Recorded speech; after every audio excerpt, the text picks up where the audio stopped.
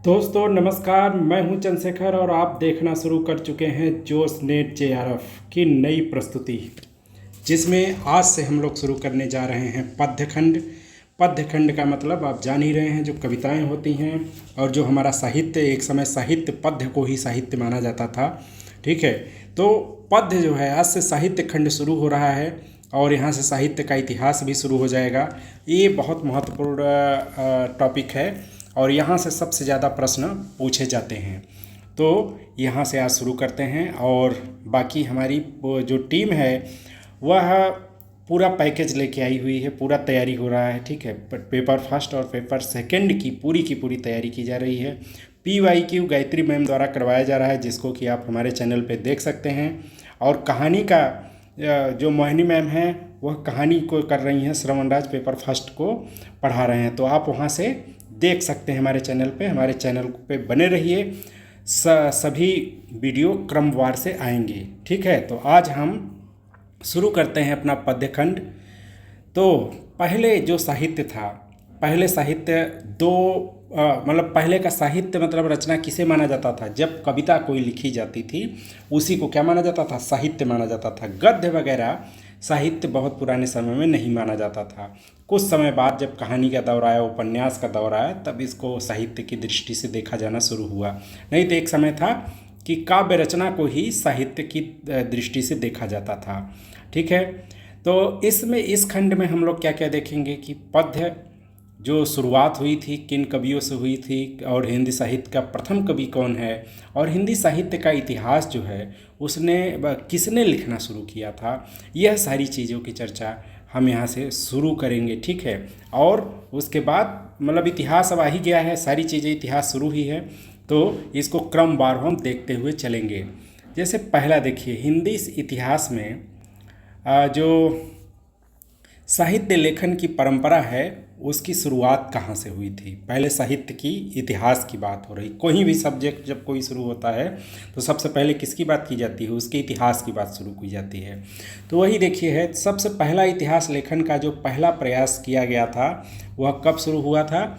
तो वह शुरू हुआ था, फ्रेंच विद्वान थे गार्दा द ताशी, उन्होंने शुरू किया था। ठीक है, और अब जाहिर सी बात है कि यह फ्रेंच विद्वान थे और इन्होंने बहुत सारी किताबों को गो थ्रू किया था और उसको पढ़ा था, तब जाके उन्होंने लिखा था। तो यह फ्रेंच विद्वान थे गार्दा द ताशी, याद रखिएगा। कालक्रम की दृष्टि से भी क्वेश्चन पूछा कभी सेट करने के लिए दिया जाता है। तो इनका गार्दा द ताशी जो थे, इनका जन्म जो है वह होता है 1794 में। ठीक है, याद रखिएगा, यह डेट सेट करने के लिए कभी कभी मिलान के लिए आ जाता है। तो 1794 में इनका जन्म होता है। और गार्दा द ताशी का आप देख ही रहे हैं, इन्होंने अपनी फ्रेंच भाषा में यह पुस्तक लिखी थी। किस भाषा में? फ्रेंच भाषा में लिखी थी, हिंदी भाषा में नहीं थी। ताशी ने अपनी पुस्तक का नाम इस्तवार द ला लिटरेरू एंदुई हिंदुस्तानी रखा। ठीक है, एंदुई जो है यहाँ पे यह जो शब्द आया है हिंदी के लिए आया हुआ है ना, हिंदी के लिए इस शब्द का प्रयोग किया गया है। ठीक है, तो आगे देखते हैं। यह पुस्तक दो भागों में विभक्त है। एक 1839 ईस्वी में प्रकाशित हुई थी और एक 1847 में। दोनों भागों का प्रकाशन हुआ था, इसको भी आप याद कर लेंगे। यह ग्रंथ ग्रेट ब्रिटेन और आयरलैंड की प्राच्य साहित्य अनुवाद समिति की ओर से पेरिस में मुद्रित किया गया था। ठीक है, तो ग्रेट ब्रिटेन, वहाँ पे बहुत सारी संस्थाएं आप जान ही रहे हैं कि वो लोग रिसर्च वगैरह करने में बहुत माहिर थे ना, तो इसलिए उन लोगों ने क्या किया था, ये सब किया था। आपको सबसे एक रिसर्च वगैरह में अंग्रेज़ों लोगों का कोई जोड़ नहीं था। उन्होंने मोहनजोदड़ो, सिंधु सभ्यता और भारत की पुरानी सभ्यताओं को खोजने का प्रयास किया था। आपको पता भी होगा कि मौर्य काल में जो भाषा लिखी जाती थी, प्राकृत और पाली, तो जो प्राकृत भाषा वगैरह थी उसको सबसे पहले अंग्रेज़ों ने ही पढ़ा था। ठीक है, मतलब यूरोपियंस ने ही पढ़ा था, हमारे भारतीयों ने नहीं पढ़ा था। तो इतिहास वगैरह में इन लोगों की रुचि थी और यह पूरे विश्व की भाषा पे अध्ययन कर रहे थे ये लोग शुरू में। ठीक है, तो इसीलिए यह देखेंगे कि वहाँ पे ग्रेट ब्रिटेन में पहले ही प्राच्य साहित्य अनुवाद समिति यह सब बना था। पूरे विश्व में इन लोग का अध्ययन चल रहा था। हमारे यहाँ की हालत कुछ और ही थी नालंदा विश्वविद्यालय के खंडहर पे लोग क्या करने जाते थे, सुबह सुबह हल्का होने जाते थे। खैर हम लोग उतना अपने मोनूमेंट्स, अपने इतिहास का क्या नहीं करते, संरक्षण नहीं करते। देखिए जहाँ भी अपने ऐतिहासिक महल हैं, जाइए देखिए, वहाँ पे लोग खोद खोद के कुछ न कुछ उस पर लिख देते हैं, अपने आप को भी ऐतिहासिक बनाने के चक्कर में। तो यही इज्जत है हमारे यहाँ मोनूमेंट्स वगैरह की। खैर आगे चलते हैं। इस्तवार द ला लिटरेरू एंदुई हिंदुस्तानी द्वितीय संस्करण 3 भागों में विभक्त हो गया, जिसका प्रकाशन 1871 में हुआ था। कब हुआ था? 1871 में। तासी ने अपनी पुस्तक में हिंदी और उर्दू के अनेक कवियों का विवरण अंग्रेजी में वर्णानुसार दिया है, अल्फ़ाबेटिकली ABC ऐसे करके दिया हुआ है, ठीक है सबका। तो जो गार्दाद तासी के ग्रंथ कुल 738 कवियों को इन्होंने लिया है। देखिए सारे कवि ही कवि हैं, और हिंदी के 72 शेष उर्दू के हैं। 72 कवि हैं, बाकी सारे उर्दू के कवियों को गार्दाद तासी ने अपने जो इतिहास ग्रंथ था इस्तवार द ला लिटरेरू एंदुई हिंदुस्तानी में उन्होंने जगह दिया था। तो इसके 3 पार्ट बटे थे। एक 1939 में, ठीक है, द्वितीय विश्व युद्ध की शुरुआत में। एक 1847, ठीक है, मतलब यह भारत के 100 साल आज़ादी के पहले। और एक 1871, 1971 याद रखिए, मतलब भारत और पाक के युद्ध के 100 साल पहले। तो ये ऐसे मतलब कुछ कड़ियाँ होती हैं। दिमाग कैसे याद रखता है? दिमाग जैसे स्वेटर बुना जाता है ना, वैसे हमारा दिमाग याद करता है। जैसे स्वेटर के एक धागे को उखाड़ना शुरू कीजिए, सारी धागे उखड़ते चले जाते हैं, वैसे ही हमें याद करना चाहिए। हमारी जो याददाश्त होती है ना, वह दिमाग में अल्फा अक्षर नहीं लिखता है, वह कुछ रेखा चित्रों को जगह देता है, कुछ प्रतीकों को जगह देता है। ऐसे नहीं लिखा जाता कि जैसे वो 1871 नहीं याद होगा ना, ऐसा कुछ याद होगा कि अच्छा ये जो ग्रंथ था 3 भाग में था, ऐसे ऐसे कुछ न किसी घटना से जोड़ लीजिए उसको, ठीक है। तो इसमें 738 कवि हैं, 72 कवि हिंदी के हैं, शेष उर्दू के हैं, क्योंकि उस समय उर्दू भाषा ज़्यादा प्रचलित थी ना। आपको पता भी होगा कि लोग कहते हैं कि हाथ कंगन को आरसी क्या, पढ़े लिखे को फारसी क्या। तो कहावतों में भी उस समय मिलता था। आगे हैं डॉक्टर लक्ष्मी सागर वार्ष्णेय ने तासी के ग्रंथ का हिंदी अनुवाद इंदुई साहित्य का इतिहास नाम से 1952 में किया था। पहला चुनाव, जब भारत का पहला चुनाव हुआ था उस समय यह अनुवाद किया गया था, ठीक है। तो इसको आप ध्यान रखेंगे। डॉक्टर लक्ष्मी सागर वार्ष्णेय ने तासी के ग्रंथ हिंदी अनुवाद किया था, ठीक है। लक्ष्मी सागर वार्ष्णेय को भी देखिए यहाँ पे आ गए हैं, तो इनका जान लीजिए कि हो सकता है दे दे, ये भी इतिहासकार वगैरह थे। तो इनका जन्म जो था वह 1915 में हुआ था ना, गांधी जी की जब एंट्री हुई थी। तो खैर तासी की पुस्तक इस्तवार द ला लिटरेरू एंदुई हिंदुस्तानी में एंदुई के लिए हिंदवी, ठीक है, हिंदी के और हिंदुस्तानी के लिए हिंदुस्तानी उर्दू शब्द का प्रयोग हुआ था। तो इसमें जो पूछ भी सकता है यह क्वेश्चन इस रूप में कि हिंदुस्तानी शब्द यह उर्दू के लिए प्रयुक्त हुआ है, ठीक है, और जो एंदुई है यह हिंदी के लिए प्रयुक्त हुआ है। तो यह ध्यान रखिएगा। हिंदी साहित्य लेखन की परंपरा में हिंदी भाषा में लिखा प्रथम ग्रंथ श्री महेंद्र दत्त शुक्ल द्वारा रचित भाषा काव्य संग्रह है। हिंदी साहित्य इतिहास की लेखन परंपरा में हिंदी भाषा में, देखिए यह फ्रेंच में लिखा गया था, उसका बाद में हिंदी अनुवाद हुआ था 1952 में। लेकिन हिंदी में जो साहित्य इतिहास पहली बार लिखा गया उसको महेश दत्त शुक्ल ने लिखा था, ठीक है, और उसका नाम क्या है? भाषा काव्य संग्रह है। यह है प्रथम प्रयास था हिंदी में लिखने का, ठीक है। तो याद रखना है। महेश दत्त शुक्ल थे, यह भी इतिहासकार और साहित्यकार थे। इनका जो जन्म है, इनका जन्म हुआ था 1840 में, ठीक है, और बाराबंकी में हुआ था, बाराबंकी में। तो यह याद रखना है।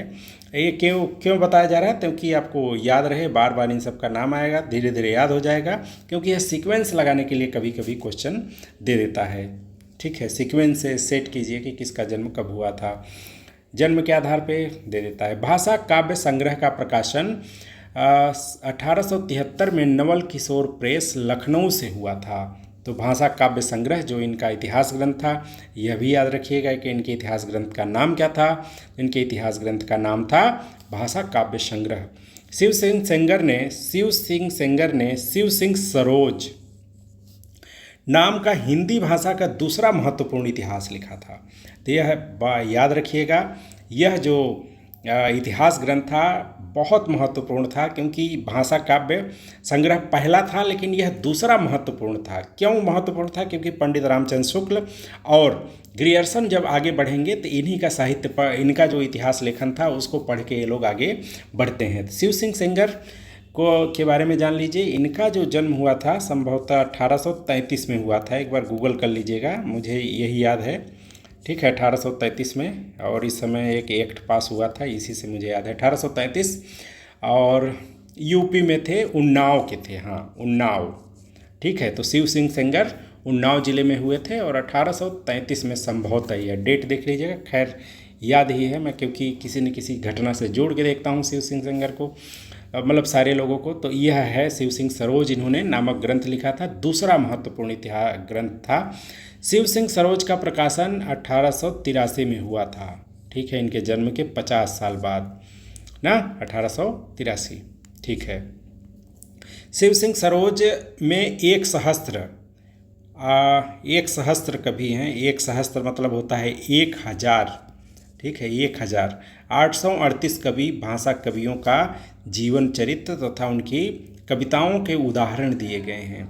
सन 1888 में एशियाटिक सोसाइटी ऑफ बंगाल में पत्रिका विशेषांक में ग्रियर्सन द्वारा रचित the modern vernacular literature of Hindustan का प्रकाशन हुआ था। तो यह ध्यान रखिएगा, यह ग्रियर्सन का अब एंट्री हो गया है।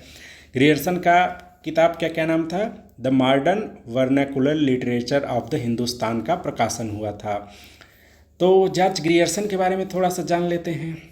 ठीक है, जॉर्ज ग्रियर्सन कौन थे? तो यह एक आयरिश लेखक थे। ठीक है, और यही है, और इन्होंने हिंदी साहित्य के लिए बहुत ही काम किया था। आयरिश लेखक थे, ICS अधिकारी थे। ठीक है, इंडियन सिविल सर्विसेज, उसके भी ग्रियर्सन क्या थे? अधिकारी थे, और इन्होंने भाषा पे बहुत सारा रिसर्च किया था।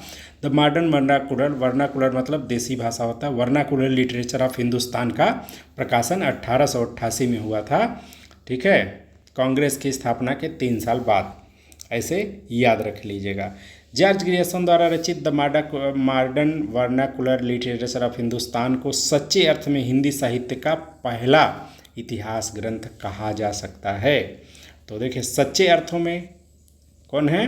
तो जॉर्ज ग्रियर्सन का है। इन्होंने भी शिव सिंह सेंगर का जो साहित्य मतलब इतिहास है उससे सहायता लिया था। ग्रियर्सन ने अपने ग्रंथ में 992 कवियों को शामिल किया था। ठीक है, तो यह ध्यान रखना है। कब हुआ था? 1888 में इनके साहित्य ग्रंथ का प्रकाशन हुआ था। आयरिश थे। और डॉक्टर किशोरी लाल गुप्त the modern vernacular literature of Hindustan का हिंदी साहित्य में प्रथम इतिहास के शीर्षक से अनुवाद किया था। हिंदी साहित्य का प्रथम इतिहास से क्या किया था इन्होंने? इस शीर्षक से जो ग्रियर्सन की किताब है उसका अनुवाद 1857 में किया था। ठीक है, जो पहला इतिहास ग्रंथ आपको पता है कि जो फ्रेंच में लिखा गया था। ठीक है, तो उसका अनुवाद अब 1952 में हुआ था ना, और ये 1957, 5 साल बाद। खैर आगे चलते हैं। ग्रियर्सन ने गारदा द तासी ने किताब याद रखिएगा, गारदा द तासी की जो किताब थी उसका अनुवाद कब हुआ था? 1952 में। ऐसे ही अब ग्रियर्सन है, उनके अनुवाद 57 में हुआ था, उनके हिंदी का अनुवाद। और लक्ष्मी सागर वार्ष्णेय ने किया था किसका? जो गारदा द तासी हैं उनकी किताब का अनुवाद किया था। किशोरी लाल गुप्ता ने किसका? ये जो अपने ग्रियर्सन हैं इनकी किताब का अनुवाद किया था 5 साल के अंतराल के बाद। और किस शीर्षक से किया था? हिंदी साहित्य का प्रथम इतिहास। ग्रियर्सन ने कवियों और लेखकों का कालक्रम के अनुसार वर्गीकरण किया था। तो यह बहुत महत्वपूर्ण है, एक लाइन बना के दे सकता है कि ग्रियर्सन ने क्या किया था। ग्रियर्सन ने कवियों और लेखकों का काला क्रमानुसार वर्गीकरण तथा उनकी प्रवृत्तियों को स्पष्ट किया था। विभिन्न युगों की काव्य प्रवृत्तियों की व्याख्या करते हुए उनसे संबंधित सांस्कृतिक परिस्थितियों और प्रेरणाओं का स्रोतों का उद्घाटन किया था। प्रस्तुत ग्रंथ के विभिन्न कालखंडों में विभक्त किया गया था और प्रत्येक अध्ययन काल का विशेष सूचक है। ठीक है, तो हर एक कालखंड का क्या नाम, कुछ नाम दिया गया था। ठीक है, प्रस्तुत ग्रंथ में विभिन्न कालखंडों को विभक्त किया गया था, जितने भी कालखंड साहित्य के इतिहास में आए थे। इसीलिए सच्चे अर्थों में इसको क्या माना जा रहा था कि यह पहला हिंदी का इतिहास ग्रंथ था। बस यही था कि यह किस भाषा में लिखा गया था, इसको अनुवादित बाद में किया गया था। ठीक है, तो जॉर्ज ग्रियर्सन ने प्रथम बार हिंदी साहित्य का भाषा की दृष्टि के क्षेत्र निर्धारण करते हुए संस्कृत, प्राकृत, अरबी, फारसी, मिश्रित उर्दू को उनसे पृथक किया था। आपको एक बात है कि जैसे हम लोग भोजपुरी जब कोई बोल रहा होता है तो क्या कहा जाता है कि यह बिहारी भाषा है। तो बिहारी भाषा सबसे पहले जो भोजपुरी भाषा थी या फिर बिहार की जो आंचलिक भाषाएं थी, उनको बिहारी नाम जो था ग्रियर्सन ने दिया था। ठीक है, हिंदी साहित्य के विकास क्रम का निर्धारण चारण काव्य, धार्मिक काव्य, प्रेम काव्य, दरबारी काव्य के रूप में इन्होंने किया था। अभी नामकरण जब आएगा, नामकरण संस्कार होगा तो वहाँ पे देखेंगे। तो हिंदी साहित्य का विकास क्रम कहाँ शुरू हुआ था? चारण काल और धार्मिक काव्य, प्रेम काव्य, दरबारी काव्य। हाँ, चारण काल मतलब जब एक समय था कि जो चारण होते थे राजाओं के बहुत बहुत गुणगान उनका किया जाता था, तो वह दरबारी कवि मतलब पैसा वगैरह दे के अपनी काव्य लिखवाए जाते थे, या फिर महानता ही ज़्यादातर ग्रंथों में होती थी, जैसे पृथ्वीराज रासो, विशलदेव रासो वगैरह वगैरह। धार्मिक काव्य जैसे आप देख ही रहे हैं, कबीर, सूर, तुलसी, यह सब का जो समय था, मीरा, इन सब का था। इसी में प्रेम काव्य आता है जिसको रीति काव्य बोलते हैं, और उसी प्रेम काव्य और फिर उसी बाद दरबारी काव्य के रूप में इन्होंने सारा मतलब ये बताया गया है कालक्रम का निर्धारण, मतलब किस प्रकार से इन्होंने सीक्वेंस बनाया था। 16वीं 17वीं शताब्दी के युग में भक्ति काल को हिंदी काव्य का स्वर्ण युग माना जाता है। तो देखिए यह स्वर्ण युग है, मतलब इससे ज़्यादा अच्छा युग आएगा तो डायमंड होगा। खैर स्वर्ण तो आ गया, चांदी का युग कब आया होगा? मुझे तो स्वर्ण युग चुनने के लिए कहा जाए तो मैं मानूंगा जो आज़ादी के आंदोलन के दौरान छायावाद काल था, उसके बाद प्रगति काल, और जो भी ये काल था मुझे वो अच्छा ज़्यादा लगता है।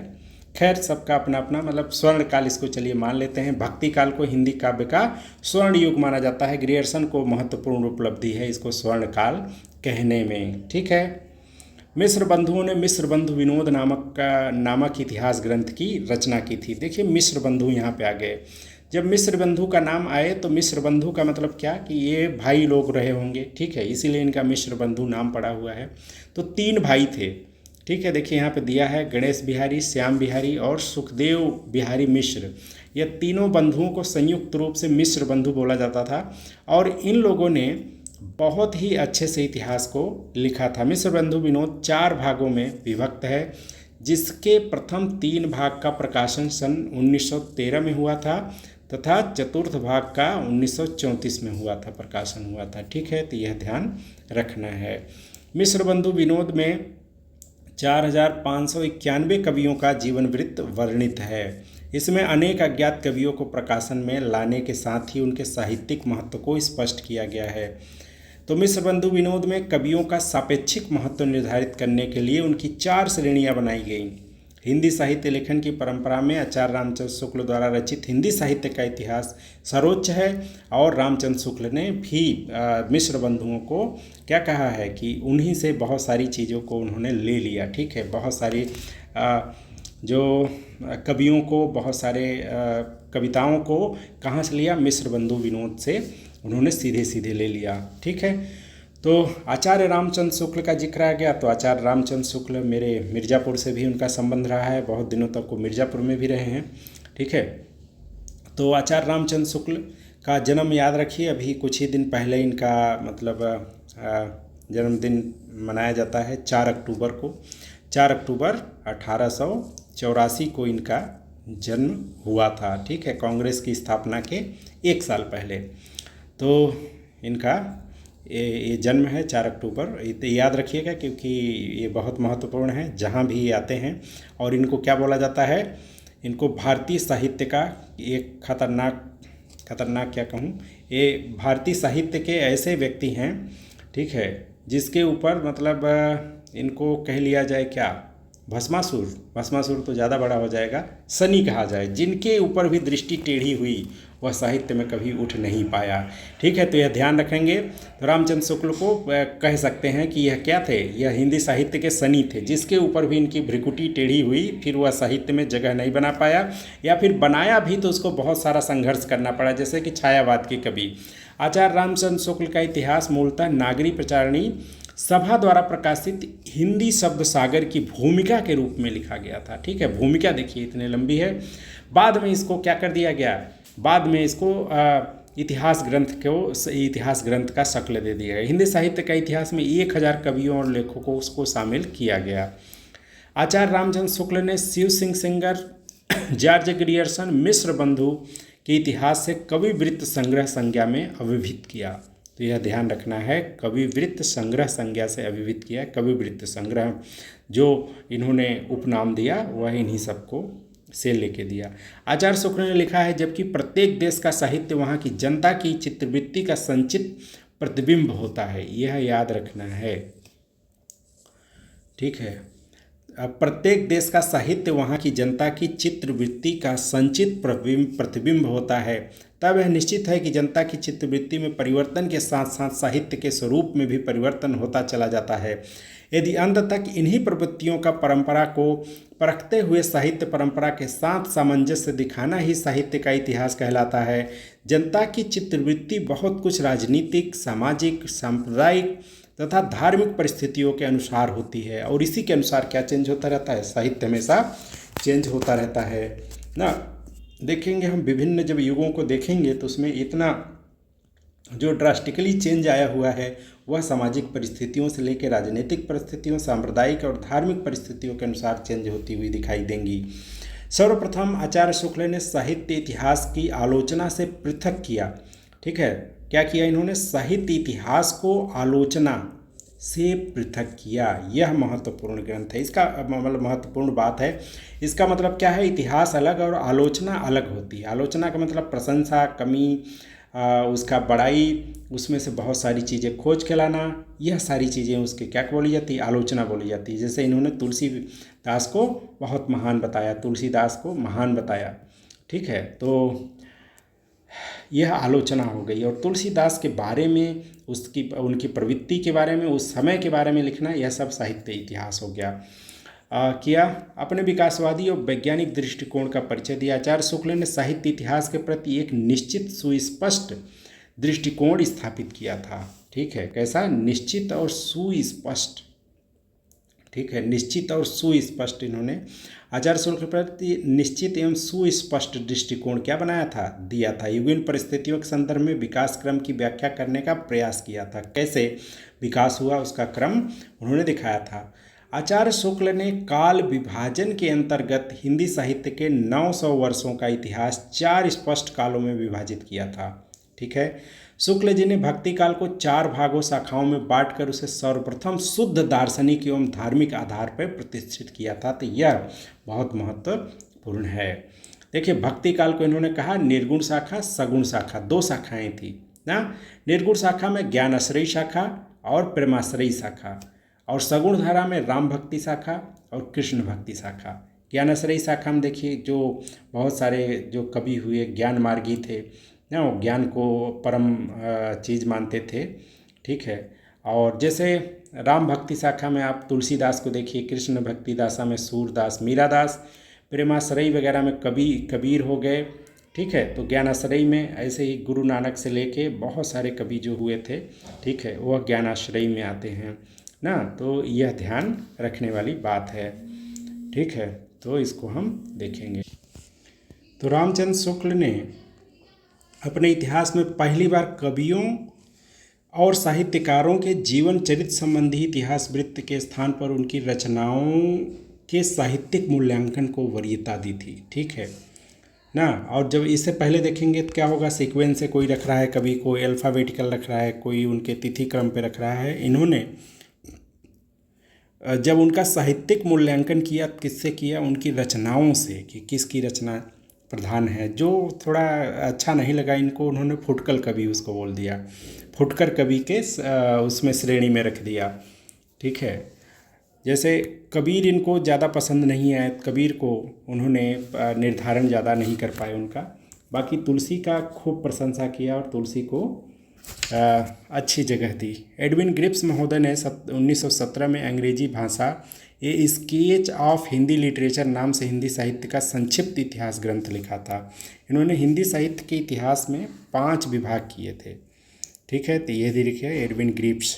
सन 1920 में FIK ने अंग्रेजी भाषा ए हिस्ट्री ऑफ हिंदी लिटरेचर नाम से एक इतिहास ग्रंथ लिखा था। तो यह कुछ फुटकर इतिहास लेखक हैं। तजाकिरा सुअराई हिंदी नामक इतिहास ग्रंथ में मौलवी करीमुद्दीन द्वारा लिखा गया था। इसमें कुल कवियों की संख्या 1004 है। इसमें हिंदी के 62 कवि हैं। इस ग्रंथ में प्रथम बाल कार्यक्रम का ध्यान रखा गया था। आचार्य हजारी प्रसाद द्विवेदी ने 3 इतिहास ग्रंथों की रचना की थी। ठीक है, एक हिंदी साहित्य की भूमिका, बड़ी ही शानदार किताब है, और 1940 में, और दूसरा हिंदी साहित्य उद्भव और विकास 1952 में, हिंदी साहित्य का आदिकाल 1952 में। यह इनकी किताबें हैं। आचार्य द्विवेदी ने अपने इतिहास परंपरा का निरंतरता से अनुशीलन करते हुए एक व्यापक इतिहास दर्शन की भूमिका तैयार की। डॉक्टर राम कुमार वर्मा ने हिंदी साहित्य का आलोचनात्मक इतिहास नामक पुस्तक लिखी। हिंदी साहित्य का आलोचनात्मक इतिहास प्रकाशन 1938 में हुआ था। डॉक्टर वर्मा ने इतिहास ग्रंथ में 693 ईस्वी से 1693 ईस्वी तक की कालावधि को, अर्थात संधि काल से लेकर भक्ति काल तक की अवधि को ही लिया था। डॉक्टर वर्मा ने संपूर्ण ग्रंथ को 7 प्रकरणों में विभाजित किया था। डॉक्टर वर्मा ने स्वयंभू को अपभ्रंश का सबसे पहले कवि माना था। ठीक है, अपभ्रंश का सबसे पहला कवि माना था, यह ध्यान रखना है। और शिव सिंह सेंगर जो थे, उन्होंने पुंड कवि को पहला कवि माना था हिंदी का। तो अपभ्रंश का इनमें देखिए स्वयंभू को माना। नागरी प्रचारणी सभा ने हिंदी साहित्य का बृहद इतिहास का प्रकाशन 16 खंडों में हो चुका है। देखिए, खंडों से भी सीधे सीधे प्रश्न पूछते हैं कि कितने खंडों में विभाजित थी, तो याद रखिएगा 16 खंडों में हिंदी साहित्य का बृहद इतिहास विभाजित है।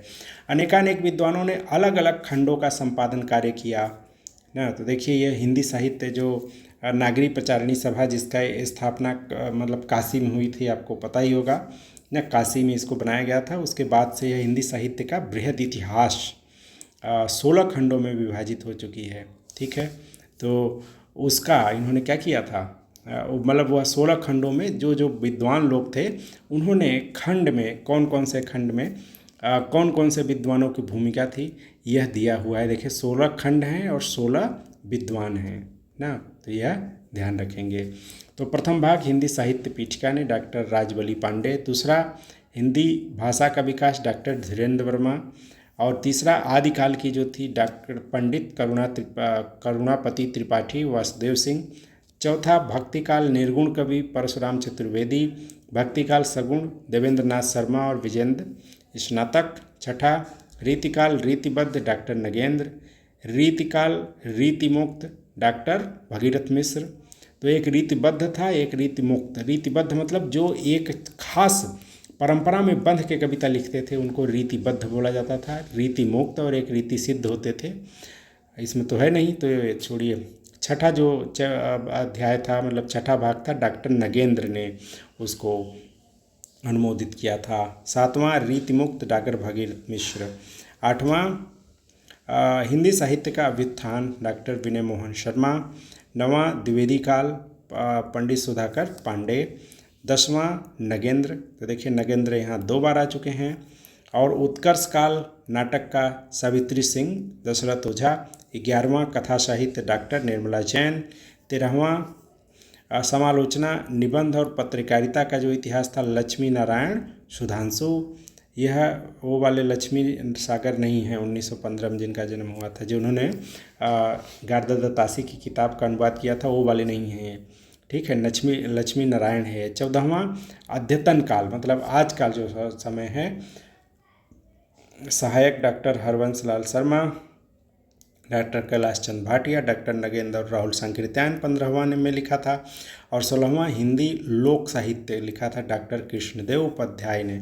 ठीक है, तो यह 16 भाग थे, 16 अलग अलग क्या नाम है खंडों में अलग अलग विद्वानों ने इसको लिखा था। डॉक्टर धीरेन्द्र वर्मा विभिन्न विद्वानों के समूह के सहयोग से हिंदी साहित्य नाम का इतिहास ग्रंथ का संपादन किया था। इस ग्रंथ में संपूर्ण हिंदी साहित्य को 3 कालों आदिकाल, मध्यकाल और आधुनिक काल में विभक्त करते हुए प्रत्येक काल को काव्य परंपरा का विवरण दिया हुआ है। हिंदी साहित्य लेखन संबंधी प्रमुख जो रचनाकार हैं उनका यहाँ पे देखिए किताब का नाम है और वह जो रचनाकार हैं उनका नाम।